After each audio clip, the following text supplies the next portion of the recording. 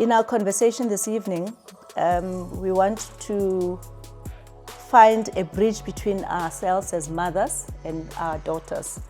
And we are going to look at the generational differences, not so much trying to pit us against each other, but to really try and find a way of meeting each other halfway, because both as mothers, we are challenged by so many issues in our day-to-day life, as much as our children growing up, becoming ladies, finding themselves in this world, are subjected to challenges that somehow they try to maneuver, and they struggle. Somehow they lean to friends, they lean to us. Sometimes we're not available, and not because we don't want to be, but because there's everything else happening as we go along.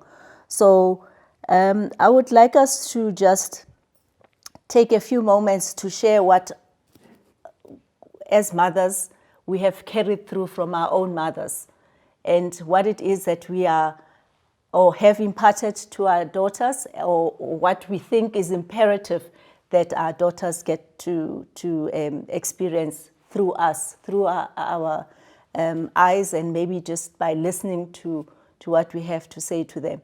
Appreciating that they are their own individuals, and we cannot create another, I cannot create another Kgomotso. But because they are there for us to nurture, to grow, to make and grow them into decent human beings, there's value systems that we need to impart to them, so that they are able to take the baton and run the next race. So maybe I'll start. And my mother was, my mom and dad, equally very strict parents. And if you didn't toe the line, there were consequences, and consequences literally meant what today is termed corporal punishment, child abuse. But that was their way of showing you that they love you and they need you to listen, because in their coaching and their advice, there is a value that they are trying to inculcate in you. As any child growing up, there were misdemeanors. There were moments where you had to then own up to your actions. And owning up is literally, you have to, dad sits you there, mom sits you there, and then you have to explain why you did what you did. And in explaining why you did what you did, you needed to appreciate that because you did wrong, because you didn't listen, you're going to get the result of your action. And I found that amongst my siblings, because I'm the eldest of 5, I was always quick to say, Mommy, Daddy, I'm sorry, when I've wronged them. Because obviously, who wants a lashing on their bum? It's painful, right? So for me, it was a quick thing. And I always then made sure that I go by the book. Because you go by the book, life is beautiful. I found my life was beautiful in that way, in that I had a happy childhood because I knew my boundaries and I listened to what my parents had to say. As I migrated into my adulthood, going to varsity, a lot of what my mom's and dad's advice was just didn't make sense to me. I was like, no, it doesn't make sense. And I would deviate a lot. And to a point where it made my dad angry. There was a point for 2 years, my dad, I was at varsity, he didn't talk to me because he was like unhappy about the actions that I took, despite him telling me, don't do it, right? And he just literally, we didn't have a relationship, and that hurt afterward. But sadly, he's no longer here. But by the time he left this earth, we had made peace, which was, it was a very warm relationship. And my mom always was saying, well, it's up to you. You listen or you don't, or you'll remember me when I'm dead. So that for me is the biggest lesson from life, in that, sometimes your parents are not giving you instructions or compelling you to do things because they want to be out of malice and be malicious. It's really because they love you and they want to redirect you from harm. And at the same time to give you that free will. So I think that's what I can take out, Moira, just to pick on, in your earlier interview when we had a one-on-one with Daisy, you touched a bit about your grandmother and you know how pleasant it was for you growing up with your grandmother. Maybe you want to share a bit about you know what lessons showed up for you and are carrying forth for you in your adult life. So I basically had two sort of lives. I was brought up from when I was born until at the age of, I would say, 8 years by my grandparents, and also adopted by them. And then my mother took over at some point from 8 to until I left home at 15 or something. My grandmother and father, my grandfather a little bit, I was the favorite, so to speak. My grandmother was very strict. I was very naughty, okay?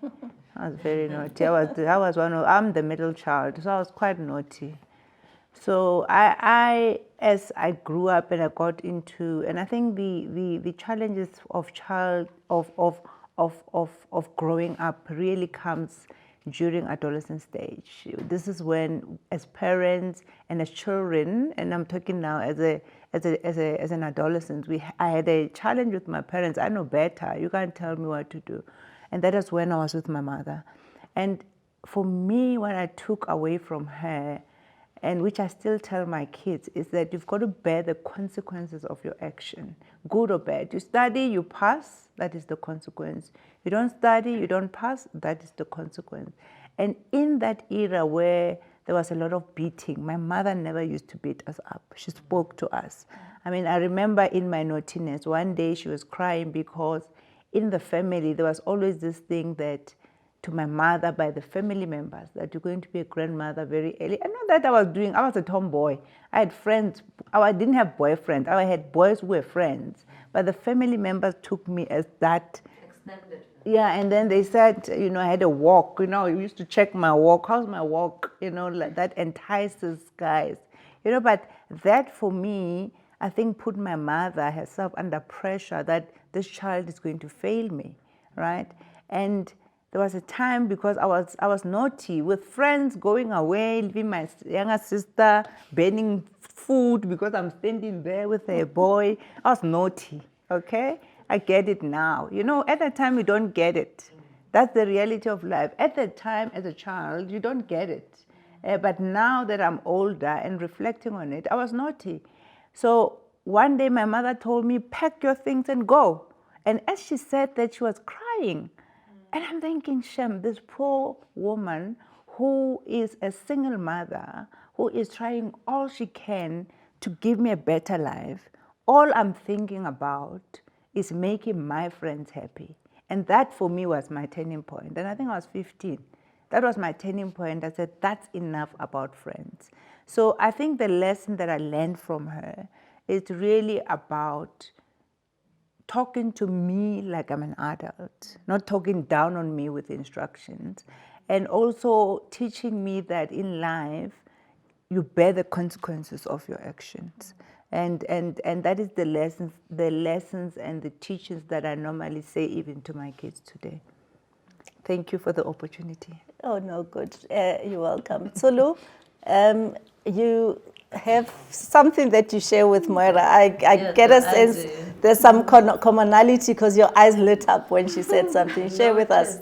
I lived with my grandmother till she died. No, yeah, sort of. I wasn't raised by my mother.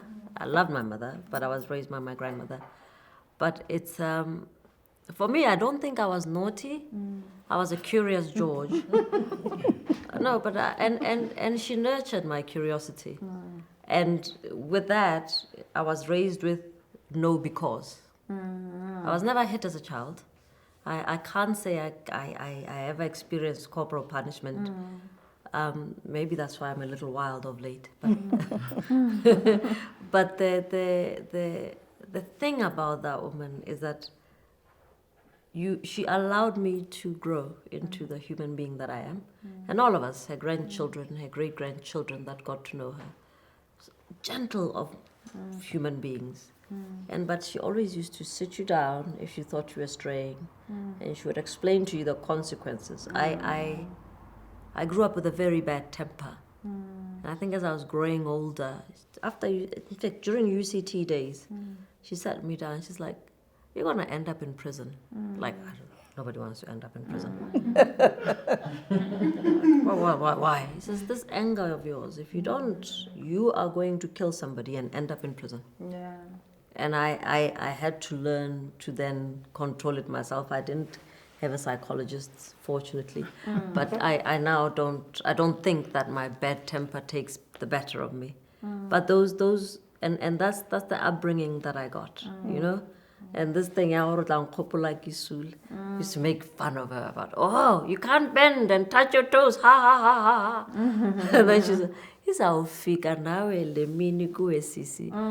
she's gone now. The mini has come, and I laugh. Mampo, you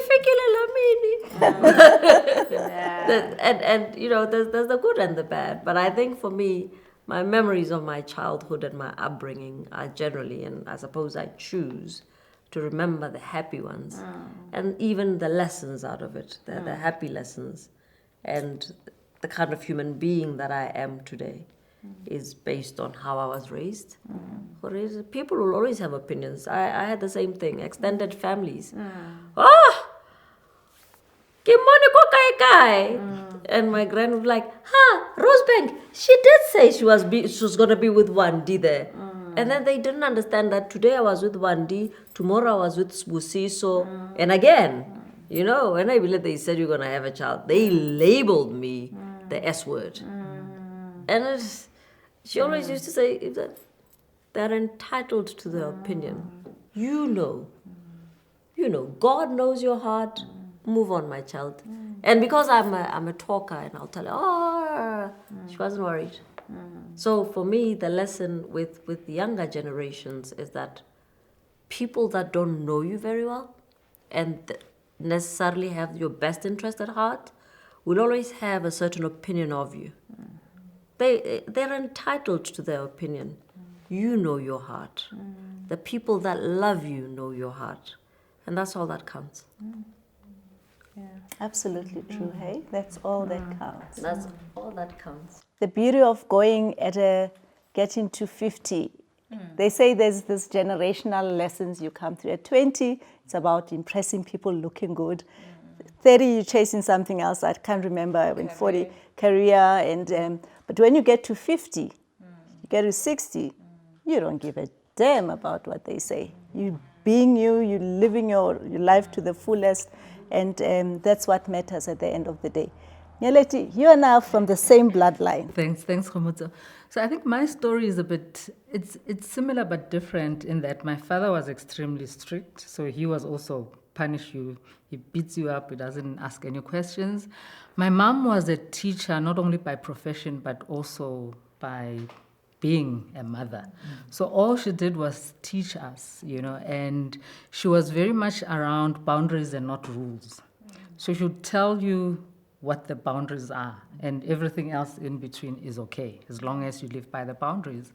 And it just made it sometimes difficult, but it kind of helped us think through a lot of the things that we did as kids, you know, and I'm one of 4, middle child and between 2 girls. And my elder sister was like the doll, right? She was, you know, the eldest, she was their first, and everything was about her, a lot of it. My younger sister was very sickly. So she was asthmatic, she had eczema, she had all sorts of things. So she was quite this fragile human being. And then the son that they've been waiting for came forth. And my dad wanted me to be a boy. So I think my relationship with my dad was that he wanted to be tough with me because he wanted me to be almost like the son he didn't have until he had the son when I was 7. So when he had the son, I kind of disappeared. And my mother could see that, but she couldn't do much, you know, because she was, Kgomotso knows, you know, my dad is quite out there and he's present. My mom is strong but very quiet and subtle.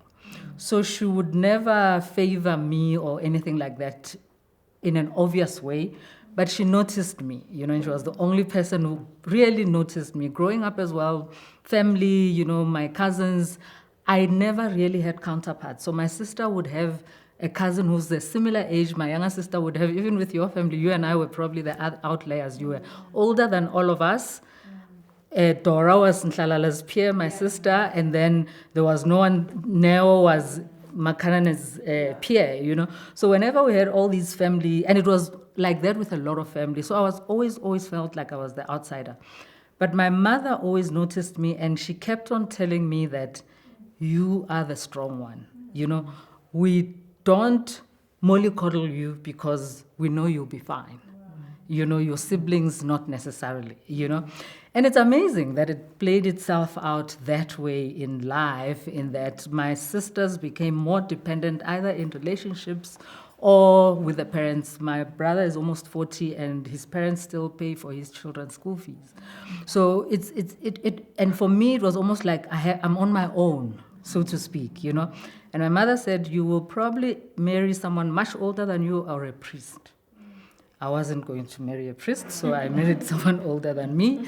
Got divorced, happily divorced, but it helped me to stand on my own 2 feet. And as a result, with my kids now, they'll tell you that there is no TV time, there's no gadget time. They're free. But I've got access to everything that they do.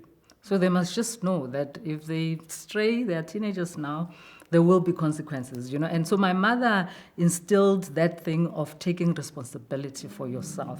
So even when you drink with friends, it's never about the friends that make you drink, it's because you choose to drink, Sometimes you're even the instigator, because you're a strong character and you can, so, and even with my kids, my 17-year-old, the other day with her cousins, they decided to smoke tobacco. And it came out from one of my cousins saying, hey, these kids did this, and she was the youngest, and they tried to blame the others. I said, no, she made the choice. Her cousins might have made it available, but she chose to take that path, So, and for me, that's probably the best we can ever do for our kids, is to make them realize the choices are theirs, And whatever they choose, it will be. At some point, as parents, we support, we do whatever, but all we can do is be on the sidelines and catch them when they fall. But they need to know when they are doing those things that will make them fall. Sure. Yeah. Thank you. Thank you, Nyaleti. Very insightful. Thank you. Abigail, our meeting was fairly recent, but I think there is some value, something that attracted us to each other. And even though you are a friend of a friend, but in our interactions, you have become a sister. And perhaps in this conversation, there is some lessons that you can share as well that can build our daughters and make them Thank you, great Kgomotso. people in the future. Thank you. It's a pleasure to be part of this group. When you're invited to a group where you only know one person, you say to yourself, will I ever fit in? But I think I found a home, friends, people that I look up to. And as I was sitting here, I was thinking, look, next time we should actually open it up to our daughters. Because I was thinking to myself, my daughter will probably learn a whole lot more from this circle of ladies than probably when I say stuff, because you just think, there she goes again. So for me, I'm originally from Zim. I grew up with my mom and dad. And for me, my mom never really existed in my life. The person I was like, that daddy's girl. I think all my older siblings went to high school, boarding school when they were still in primary school. But I'm not sure what exactly happened. I was also supposed to go into boarding school when I was grade 4. The uniforms were bought for Dudley Ho. It was green and yellow. Everything was all set for me to go to boarding school. but there was a fight. And I actually never went to boarding school. And I was that girl who was always with dad.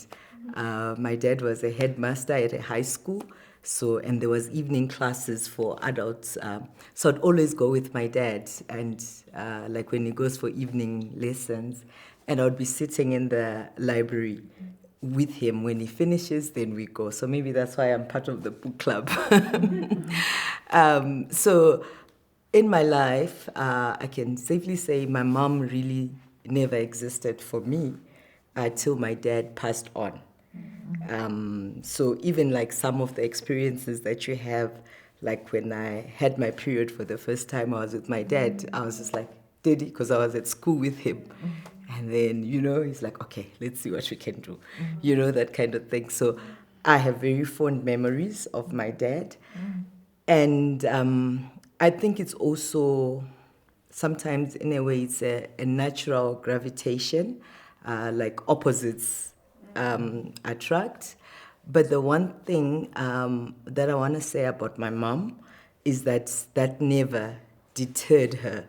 Even though I seemed to show favoritism, she would say it in a laughing way and say, oh, you're also gonna get a daughter. So when my daughter acts up, sometimes I'm thinking, words are powerful. What was my mom saying, But the one lesson that I always that I learned from my mom, my dad has passed a long time ago.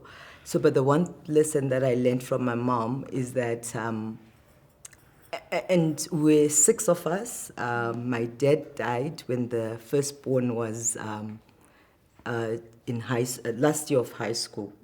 So you can imagine, my baby sister was 2, and she was a teacher. But I will tell you one thing, my mom is a prayerful woman, and I know it doesn't matter where we are in the world. I know my mother is going to pray for me, she's going to pray for my kids, she's going to pray for my siblings and their kids, morning and evening. Last week I was at home, and then, when you go visit home, you sleep with her. Sometimes, when you're young, you complain. You're like, oh, there she goes again. And, as the family gets bigger, the prayer list becomes longer. Because now your sister has got, that kind of thing.